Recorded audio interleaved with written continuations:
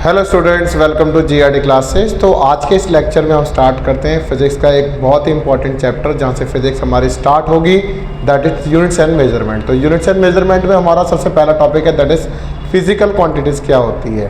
तो कहता है फिजिकल क्वांटिटीज़ उन क्वांटिटीज़ को कहा जाता है जिनको आप मेजर कर सकते हो।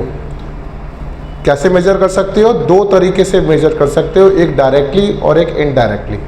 ठीक है, अगर मैं आपके सामने एक वेइंग मशीन रख दूं और बोलूं कि भाई अब आप अपना वेट तोलो, तो अगर मैं अपने आप को किसी वेइंग मशीन पे रखता हूं तो मैं डायरेक्टली उसके थ्रू अपना वेट को कैलकुलेट कर लूँगा, हाँ मेरा वेट इतना है। ओके, अच्छा अगर मैं इनडायरेक्ट वे में सोचूं कि यार अगर मेरा वेट यार 100 किलो हो गया होगा, 95 kg, 80 kg, इस तरीके से मैं बोल सकता हूँ। तो दैट इज़ इनडायरेक्ट वे में मैं कैलकुलेशन कर रहा हूँ। अगर मैं बोलूँ कि यहाँ से दिल्ली से लेकर करोल बाग तक का जो डिस्टेंस है वो 50 किलोमीटर्स है और जब मैंने चेक करा तो वो 25 किलोमीटर्स था, तो अगर मैं गैस कर रहा हूँ किसी चीज़ को, मैं अगर गैस करके उसका आंसर दे रहा हूँ तो वो इनडायरेक्ट वे में मैं किसी को कैलकुलेट कर रहा हूँ। अगर मैं किसी चीज़ के थ्रू, मतलब किसी एपरेटस के through, late us suppose Google map के थ्रू मैंने अगर यहाँ से लेकर करोल बाग तक का डिस्टेंस नापा है, मेजर किया है, तो मैं एक डायरेक्ट किसी एपरेटस के द्वारा किसी क्वांटिटी को मेजर कर रहा हूँ। मैंने बोला कि बच्चों आज की क्लास जो है 1 घंटे तक होगी और बिना टाइम को देखे मैं 2 घंटे तक क्लास लेता रहा, तो मैं क्या कर रहा हूँ कि मैं इन डायरेक्ट वे में और इनडायरेक्ट वे में यहाँ क्या कर रहा हूँ, बच्चे कह रहे हैं कि सर 1 घंटा हो चुका है, तो वो डायरेक्टली बता रहे हैं टाइम देखकर कि हाँ सर 1 घंटा हो चुका है, क्लास ओवर कर दो। क्लियर? जैसे जूम पर क्लास 40 मिनट्स की होती है, अगर जूम पर क्लास 40 मिनट्स की होती है तो मुझे डायरेक्टली पता है कि हाँ कि डायरेक्टली कि मैंने पूरा एग्जैक्ट वे में 40 मिनट्स के बाद मेरी जो क्लास है वो ओवर हो जाएगी। मुझे यहाँ से लेकर लेट अस सपोज अपने फ्रेंड के घर जाना है, तो मैं क्या करूँगा, मैं गूगल मैप खोलूँगा या मैं उससे डायरेक्ट कॉल करूँगा, है ना। तो मैं गूगल मैप के थ्रू या किसी फ़ोन के थ्रू मेजरमेंट कैलकुलेट करना चाहता हूँ कि भाई ये यहाँ से लेकर किसी एक पर्टिकुलर किसी अलग डिस्टेंस तक कितना टोटल पाथ है। ठीक है, तो मैंने बोला कि physical quantities are those quantities which can be measured directly और इनडायरेक्टली। अगर मुझे किसी टावर की हाइट चाहिए, let us suppose TV tower है, टीवी टावर की हाइट को हम मेजर कर रहे हैं क्लास में कि बच्चों आप बताओ कितनी हाइट होगी, तो हर बच्चा गैस कर रहा है 850 मीटर, 500 मीटर, 350 मीटर, 400 मीटर। तो अगर मैं उसको डायरेक्ट गूगल पे चेक करूंगा या फिर उसके पास जाऊंगा, टीवी टावर के पास जाके मैं वहाँ की पूरी हिस्ट्री देखूंगा, तो वहाँ पर मैं उसे डायरेक्टली कैलकुलेट कर पाऊंगा। अगर मैं यहाँ पर बच्चों से गैस करवाऊंगा, इनडायरेक्ट वे में कैलकुलेट करवाऊंगा, तो ऐसी कैलकुलेशन को इनडायरेक्ट मेजरमेंट कहेंगे, है ना। तो कहता है कि all those quantities which can be measured directly और indirectly in terms of which laws of physics can be expressed। अब एक और वर्ड लगा दिया, that is laws of physics. तो लॉज ऑफ फिजिक्स में जितनी भी क्वांटिटीज हैं, व्हाट इज लॉज, तो आप बोलोगे first law of motion, second law of motion, third law of motion, gravitational law, thermodynamics law, यही जानते हो आप। जैसे मैंने बोला सेकंड लॉ ऑफ मोशन क्या है, तो आपने बोल दिया F=ma। तो यहाँ पर जो F=ma है तो वो एक लॉ है ना, सेकंड लॉ आपने बोल दिया। लेकिन यहाँ पे फोर्स क्या है, फिजिकल क्वांटिटी, मास क्या है, फिजिकल क्वांटिटी, एक्सेलरेशन क्या है, फिजिकल क्वांटिटी। एक ग्रेविटेशन का लॉ है न्यूटन का, Gm1 m2 bye are square. तो यहाँ पर F क्या है, फिजिकल क्वांटिटी, G क्या है, फिजिकल क्वांटिटी, मास क्या है, फिजिकल क्वांटिटी, डिस्टेंस क्या है, फिजिकल क्वांटिटी।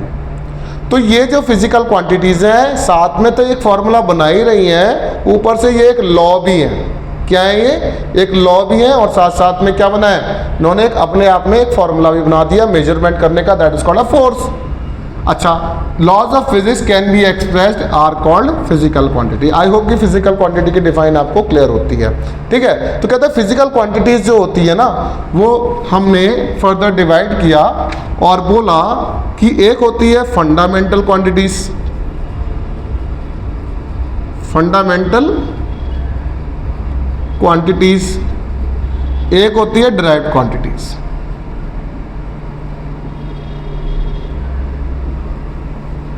फंडामेंटल क्वांटिटीज वो क्वांटिटीज होती हैं जो इंडिपेंडेंट होती हैं। कैसी होती हैं बच्चों? इंडिपेंडेंट क्वांटिटीज होती हैं, है ना। ड्राइव्ड क्वांटिटीज जो होती हैं वो डिपेंडेंट क्वांटिटीज होती हैं। अब ये किस पर डिपेंडेंट होती हैं? ये फंडामेंटल पे डिपेंडेंट होती हैं। तो ऐसी क्वांटिटीज जो इंडिपेंडेंट होती हैं उन्हें फंडामेंटल क्वांटिटीज में रखा गया है। जो डिपेंडेंट होती हैं फंडामेंटल क्वांटिटीज पर, उनका नाम हमने डिराइव कर दिया। हम बच्चे किस पे डिपेंड है? अपने पेरेंट्स पे डिपेंड है ना। हमें कुछ भी चीज़ चाहिए होती है तो हम 1 सेकंड में बोल देते हैं पापा 100 रुपीज़ चाहिए, पापा ट्यूशन की फ़ीस भरनी है, पापा स्कूल में फ़ीस भरनी है, स्कूल का रजिस्टर लाना है, पापा यहाँ घूमने जाना है ना। तो हम क्या है? हम डिराइव्ड है। हम किस पे डिपेंडेंट है? फंडामेंटल पे। क्लियर हुआ? फंडामेंटल कौन है? हमारे मम्मी पापा, है ना। तो अब इसके बाद नेक्स्ट कहता है कि जो फंडामेंटल क्वांटिटीज होती हैं, फंडामेंटल क्वांटिटीज जो होती हैं बच्चों, कैसी क्वांटिटीज है? इंडिपेंडेंट क्वांटिटीज है। ओके, अब 7 होती है फंडामेंटल क्वांटिटीज। तो पहली जो क्वांटिटी है वो आपकी होती है बच्चों मास, दूसरी फंडामेंटल है length, third one is time, fourth है इलेक्ट्रिक करंट, फिफ्थ है टेम्परेचर, सिक्स्थ है दैट इज ल्यूमिनस इंटेंसिटी,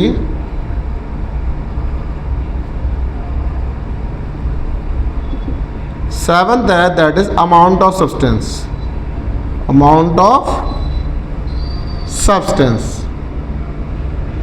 अब ये 7 फंडामेंटल क्वांटिटीज एक दूसरे पे कैसी हैं? इंडिपेंडेंट है। कैसे? अगर मैं आपको बोलूं 5 kg मैंगोस,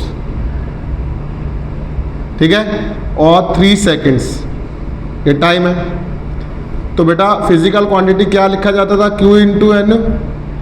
एन हमारे पास न्यूमेरिकल वैल्यू थी, U यूनिट थी, Q फिजिकल क्वांटिटी थी। अगर मैंने बोला 5 kg मैंगोस, तो यहाँ पे 5 क्या है? एक न्यूमेरिकल वैल्यू है, kg उसकी यूनिट है, और 5 kg मैंगोस पूरी एक फिजिकल क्वांटिटी है, दैट इज मास। ओके, अगर 3 सेकेंड्स है, 3 क्या है? न्यूमेरिकल वैल्यू, सेकंड क्या है? यूनिट है, टाइम। तो यहाँ पर टाइम क्या बना? एक फिजिकल क्वांटिटी, है ना। तो यहाँ पर 5 kg और 3 सेकेंड्स को कभी ऐड नहीं किया जा सकता, क्योंकि इसकी यूनिट अलग है और इसकी यूनिट अलग है। तो जब दोनों की यूनिट ही अलग है तो ये एक दूसरे पे कैसे हुई? इंडिपेंडेंट हुई। समझ में आया? तो मास की जो ऐसा यूनिट है जिसको मेजर किया जा सकता है केजी में, लेंथ को मीटर में, टाइम को सेकंड्स में, इलेक्ट्रिक करंट को एम्पियर, टेम्परेचर को केल्विन, ल्यूमिनस इंटेंसिटी को कैंडिला, इसका सिंबल स्मॉल cd है, केल्विन का कैपिटल K, इसका एम्पियर, ठीक है, और ये तो है ही यूनिट्स। अमाउंट ऑफ सब्सटेंस मोल, जब आप केमिस्ट्री से रिलेटेड या थर्मोडायनेमिक्स में जो केमिस्ट्री वगैरह में भी यूज़ किया जाता है, ठीक है, तो इनका यूज़ होता है। तो रिक्वेस्ट है कि ये वाला पार्ट आपको ढंग से आना चाहिए, ठीक है। अब इसके बाद जो नेक्स्ट पार्ट है दैट इज डिराइव्ड क्वांटिटीज क्या होती हैं। तो डिराइव्ड क्वांटिटीज जो होती हैं बच्चों वो डिपेंडेंट होती हैं।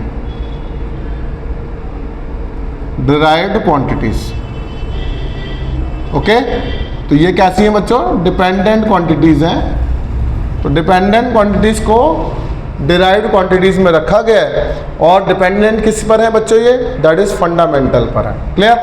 तो जैसे एक यूनिट है दैट इज स्पीड। स्पीड एक फिजिकल क्वांटिटी है जो कैसी है? डिराइव्ड क्वांटिटीज में आती है, और ये बेसिकली किससे बनी है? डिस्टेंस अपॉन टाइम, ठीक है। एक होता है वेलोसिटी, ये भी डिराइव्ड क्वांटिटीज है। डिस्प्लेसमेंट अपॉन टाइम, यहां पर कहीं ना कहीं टाइम क्या है? दैट इज फंडामेंटल है। डिस्टेंस क्या है? लेंथ है। डिस्प्लेसमेंट क्या है? लेंथ है। तो इनके थ्रू दैट इज कहीं ना कहीं डिपेंडेंट है किस पर, फंडामेंटल पर। फोर्स में मास इनटू एक्सेलरेशन है, तो मास क्या है, एक दैट इज फंडामेंटल है, तो कहीं ना कहीं फंडामेंटल के यूज से एक डिराइव्ड क्वांटिटी बनी है। ऐसी बहुत सारी फिजिकल क्वांटिटीज़ हैं जो सारी फंडामेंटल के साथ के बाद सारी डिराइव्ड में आएंगी। क्लियर है? तो इन चीज़ों को आपको ढंग से प्रिपेयर कर लो। ये स्टार्टिंग है that is units and measurement की। रिक्वेस्ट है नेक्स्ट लेक्चर के बने रहिए। Thank you very much.